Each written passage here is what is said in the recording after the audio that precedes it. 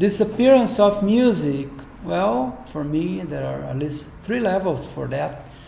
One of those levels is reappearance of music, in fact, because last year I got a new job in a different city, so I had to move from São Paulo to Jundiaí, which is a city upstate São Paulo, and most of my music stuff was still packed in boxes when I got this invitation from Haus der Kultur in der Welt to be part of this project. And I saw this as a very nice opportunity to get back into music sooner than I was considering too.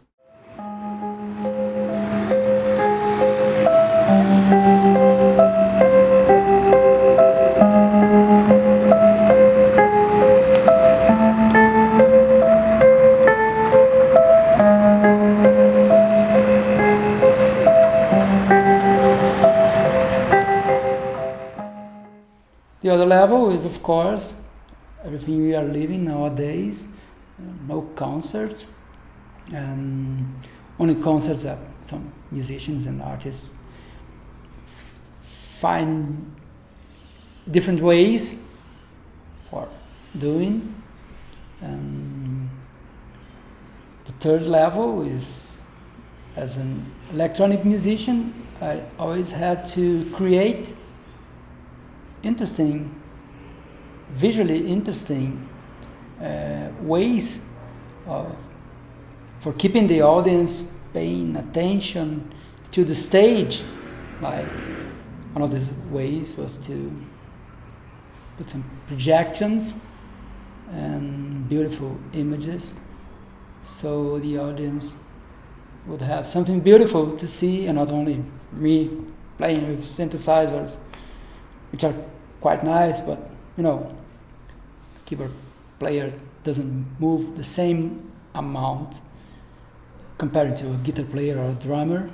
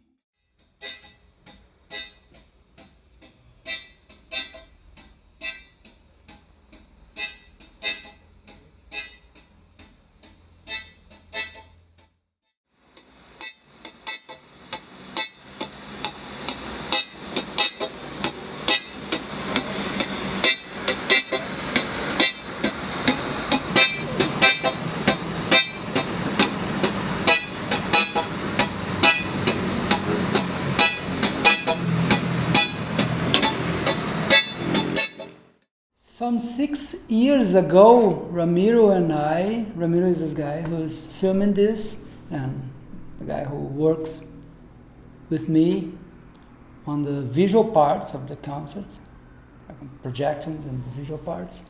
And we decided to research on how those people in the 60s did those, what we call liquid wall,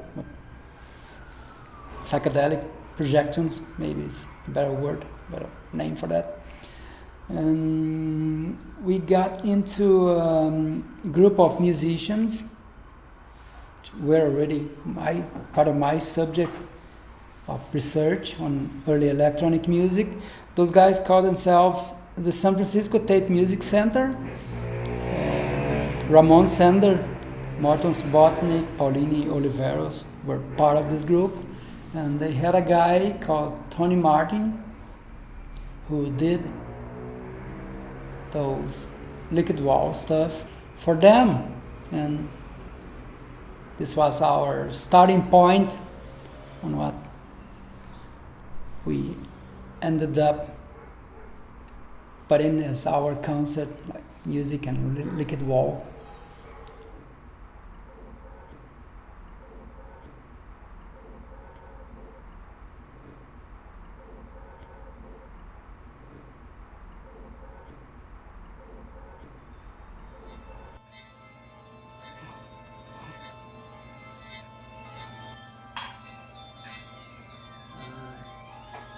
Agora é só... For this project, I decided to call the piece I created "The Most Beautiful Card in the Deck," which is for me, a kind of funny and philosophical at the same time.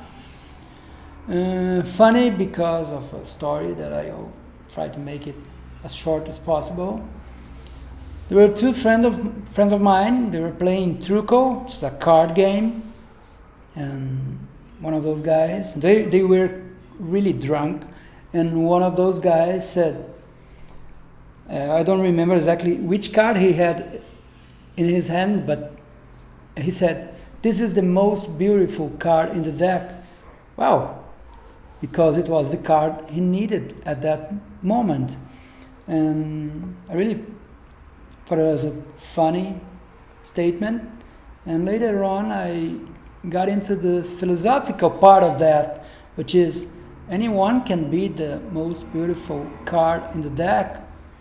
If you are needed, if you are wanted at some point, you can be the most beautiful card in the deck, like the card this guy had in his hand.